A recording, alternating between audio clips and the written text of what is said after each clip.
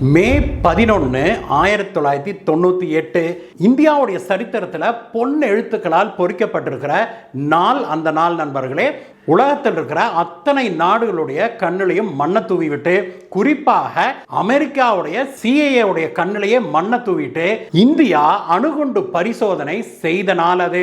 அன்றைக்கு தான் நம்முடைய ராஜஸ்தான் பாலைவனத்தில் பொக்ரான் அப்படிங்கிற இடத்துல அன்றைய பாரத பிரதமராக இருந்த நம்முடைய திரு வாஜ்பாய் அவர்கள் ஒரு மிகப்பெரிய சாதனையை செய்து காட்டினார் உலகத்துக்கு.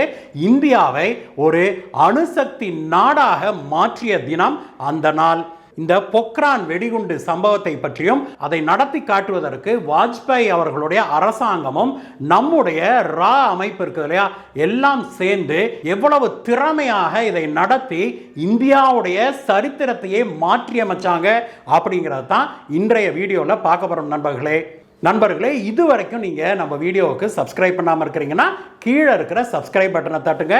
பக்கத்திலே இருக்கிற பெல் ஐக்கனை தட்டுனீங்கன்னா அதில் ஆல் அப்படிங்கிற ஒரு ஆப்ஷன் வரும்.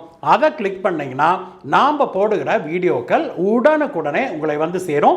இது போன்ற பல சுவாரஸ்யமான வீடியோக்களை நீங்கள் தவறாமல் பார்க்க முடியும். வாங்க நண்பர்களே, வீடியோவுக்கு போகலாம். சரியாக 26 ஆண்டுகளுக்கு முன்பு மே 11, 1998 அன்றைக்கு நம்முடைய பாரதம் ஒரு சரித்திர நிகழ்வை நடத்தியது.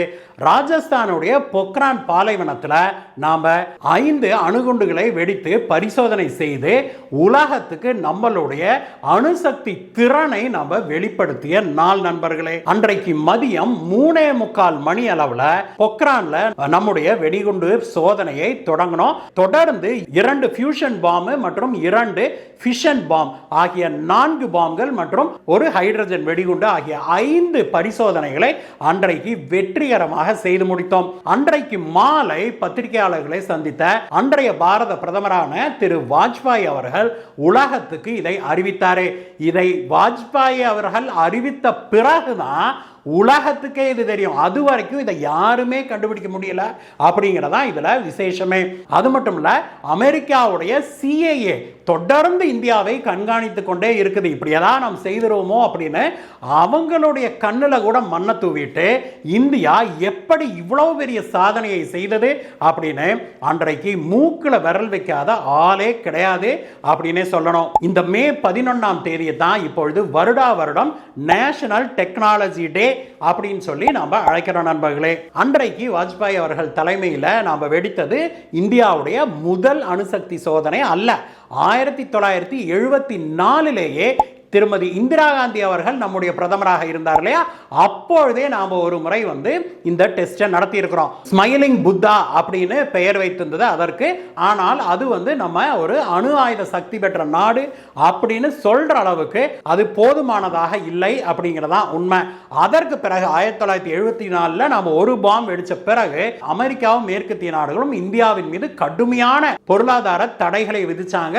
அதுல வந்து நாம அப்படியே அந்த ப்ராஜெக்டை விட்டுட்டோம் அப்படிங்கிறத பார்க்கிறோம். அதற்கு பிறகு வந்த பல பிரதமர்களும் இதை ட்ரை பண்ணியிருக்கிறாங்க. திரு நரசிம்மராவ் அவர்கள் காலத்திலையும் சரி, திரு ராஜீவ்காந்தி அவர்கள் காலத்திலையும் சரி, இதை நாம தொடர வேணும் அப்படின்னு சொல்லி அவங்க நடவடிக்கை எடுத்தாங்க. நான் ஒவ்வொரு முறையும் இந்த பொக்ரான்ல போய் பரிசோதனை செய்ய ஆரம்பிக்கலாம் அப்படின்னு அவங்க திட்டமிட்டு செயல்படுத்த ஆரம்பிக்கும் போதே அமெரிக்கா வந்து தன்னுடைய சேட்டலைட்டுகள் மூலமாக கண்காணித்து உடனடியாக இந்தியாவை கூப்பிட்டு கடுமையாக எச்சரிக்கை செய்து நாங்கள் இதை பண்ணுவோம் அதை பண்ணுவோம்னு மிரட்டி உருட்டி இந்தியாவை தடுத்து விட்டது. அதே போல தான் 1996 திரு வாஜ்பாய் அவர்கள் பிரதமராக பதவியேற்றுக் கொண்ட உடனேயே இந்த அணு ஆயுத சோதனையை நாம் நடத்தியே ஆக வேணும் அப்படின்னு நம்முடைய சயின்டிஸ்டுகளுக்கு உத்தரவிட்டார்.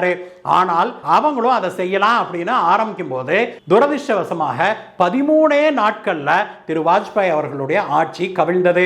ஆனால் அதற்கு பிறகு நடந்த தேர்தலில் மீண்டும் திரு வாஜ்பாய் அவர்கள் ஜெயிச்சு பிரதமராக வந்தாரு. அதற்கு பிறகு மீண்டும் இந்த நடவடிக்கைகளை தொடங்கினாரு.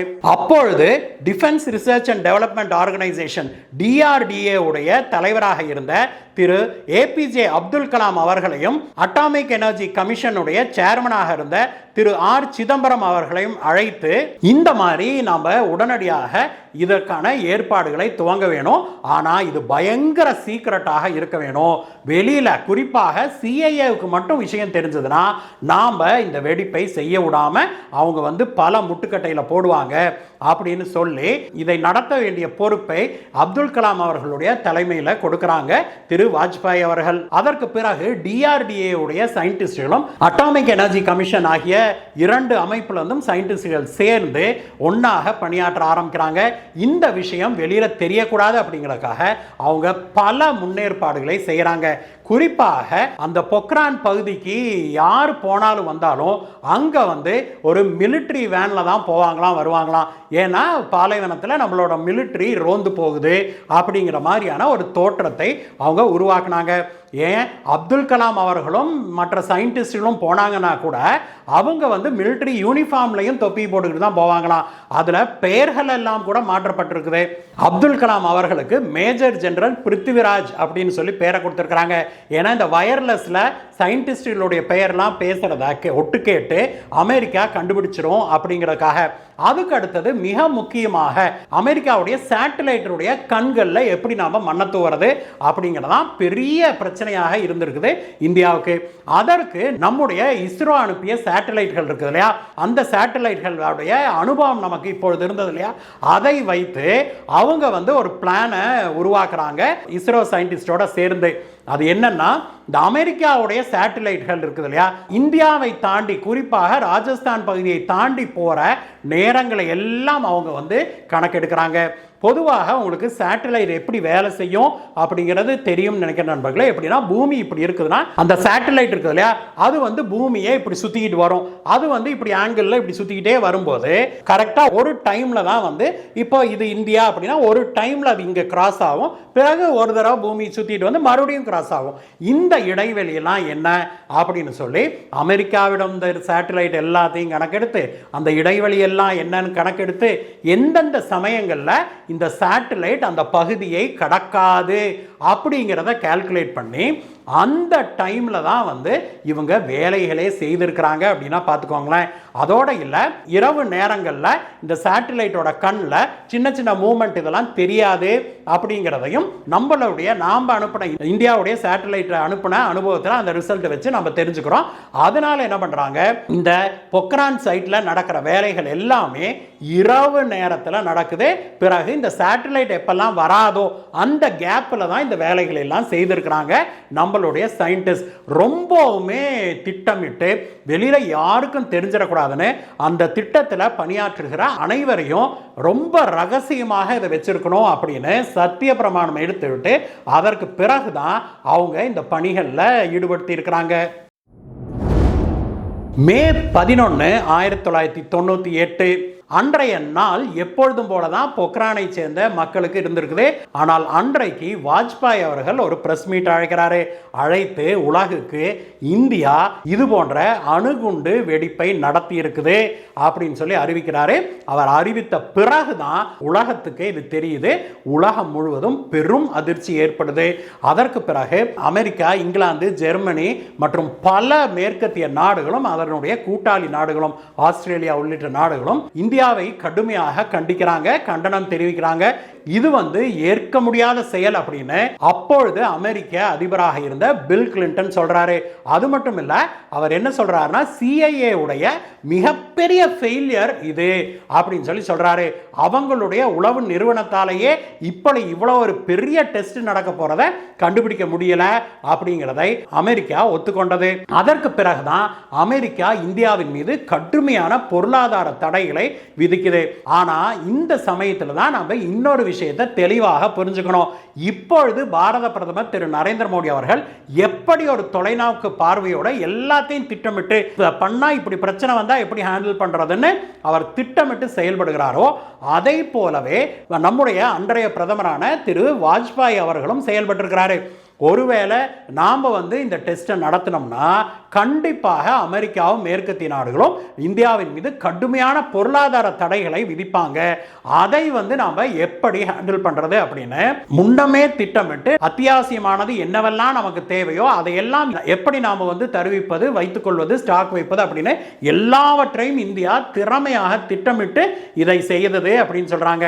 வாஜ்பாய் அவர்கள் உத்தரவு கொடுத்து ஒரு 18 மாதங்கள் கழித்து இந்த டெஸ்ட் நடந்தது. இந்த 18 மாதங்கள்ல இதனுடைய பின்விளைவுகள் எப்படியெல்லாம் இருக்கும், பிற நாடுகள் எப்படியெல்லாம் நம்மளை கஷ்டப்படுத்துவாங்கன்னு எல்லா ஆங்கிள்லையும் திட்டமிட்டு இந்தியா எல்லாவற்றுக்கும் தயாராக தான் இருந்தது. இந்த சமயத்தில் தான் நம்முடைய உளவுத்துறை அமைப்பான ரா இருக்குது இல்லையா, ராவை உண்மையிலேயே பாராட்டிய நண்பர்களே. இந்த திட்டத்துடைய விஷயங்கள் வெளியில போகாம காப்பாற்றுவதற்கு என்னென்ன செய்ய வேணும் அப்படின்னு முழுமையாக திட்டமிட்டு கொடுத்தது ரா அமைப்பு அப்படின்னு சொல்றாங்க. அதே போல நம்முடைய ராணுவமும் இதற்கு பெரிய அளவில் ஹெல்ப் பண்ணியிருக்குது. எப்படின்னா, இந்த பொக்ரான்ல இந்த அணு ஆயுத சோதனை நடக்கிறதுன்னு முடிவான பிறகு அங்க அடிக்கடி வண்டிக போக வர இருக்கணும் இல்லையா, அதனால அந்த பகுதிக்கு பக்கத்துல ஒரு முறைக்கு பல முறை நம்முடைய ராணுவம் ஃபேக்கான மிலிட்டரி எக்ஸசைஸ்கள், சும்மா நாச்சுக்கு மிலிட்டரி எக்ஸசைஸ் மாதிரி அடிக்கடி அங்க நடத்தி இருக்கிறாங்க. இதனால சிஐஏ அங்க மிலிட்டரி எக்ஸசைஸ் நடக்கிறதுனால இந்த வண்டிகள்லாம் போகுது வருது அப்படின்னு நினைச்சிட்டு இதை அசால்ட்டாக விட்டுட்டாங்க அப்படிங்கிற செய்தியும் பிறகு வெளியானது. இது எல்லாம் வெளியான பிறகுதான் இந்தியாவின் மீது ஒரு மிகப்பெரிய மதிப்பே உண்டானது மேற்கத்திய நாடுகளிடம் அப்படின்னு சொன்னோம்னா அது மிகையாகாது. உண்மையை சொன்னா இந்தியாவுடைய சரித்திரத்தையே மாற்றி அமைத்தது இந்த மே 11, 1998 நாள் தான்.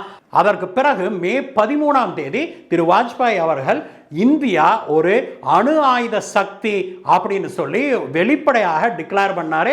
அதற்கு பிறகு ஒரு சில வருடங்கள் நான் ஏத்துக்க மாட்டேன் ஐயா, உங்களையெல்லாம் சேர்த்துக்க மாட்டோம் அப்படின்னு நடைவிட்டுக்கிட்டு தெரிஞ்ச இந்த நியூக்ளியர் கிளப்னு சொல்லப்படுகிற அந்த அணுகுண்டை வைத்திருக்கிற நாடுகள் 5 நாடுகள் இருக்குது.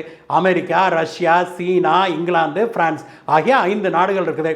இந்த 5 நாடுகளும் அதற்கு பிறகுதான் நம்மை ஏற்றுக்கொள்ள ஆரம்பிச்சாங்க நண்பர்களே. அதற்கு பிறகு மெல்ல மெல்ல இந்தியாவையும் ஒரு அணுசக்தி நாடாக ஏற்றுக்கொண்டார்கள். நாம் இந்த அணுகுண்டு சோதனை நடத்திய உடனேயே மிகப்பெரிய அளவில் டென்ஷனான 2 நாடுகள் எதுன்னா சீனா ஒன்று, பாகிஸ்தான் ஒன்று. நாம் அணுகுண்டு சோதனை நடத்திய 2 வாரங்கள்லேயே பாகிஸ்தானும் அணுகுண்டு சோதனை நடத்தியது தானும் ஒரு அணு ஆயுத சக்தி அப்படின்னு அறிவிச்சுக்கிச்சு. இன்றைக்கு வரைக்கும் பாரதத்துடைய சரித்திரத்தில் மிக முக்கியமான நாட்களில் ஒன்றாக திரு ஏபிஜே அப்துல் கலாம் அவர்கள் தலைமையில் திரு வாஜ்பாய் அவர்கள் நடத்திய இந்த அணுகுண்டு சோதனை தான் கருதப்படுது நண்பர்களே. இந்த அணுகுண்டு சோதனைக்கு பிறகுதான் இந்தியாவுடைய ஸ்டேட்டஸே உலகத்தில் உயர்ந்தது அப்படின்னு சொன்னால் அது மிகையாகாது. எல்லாவற்றுக்கும் மேலாக யாருக்குமே தெரியாம அமெரிக்கா கண்ணில் மண்ணை தூவி, அமெரிக்காவுடைய சிஐஏ கண்ணில் கூட மண்ணை தூவி விட்டு இந்தியா நடத்திய இந்த சாகசத்தை கண்டு உலகமே ஆடி போயிடுச்சுன்னு சொன்னா அது மிகையாகாது. இந்த வீடியோவை பற்றிய உங்களுடைய கருத்துக்களை சொல்லுங்கள் நண்பர்களே. மீண்டும் உங்களை வேற வீடியோ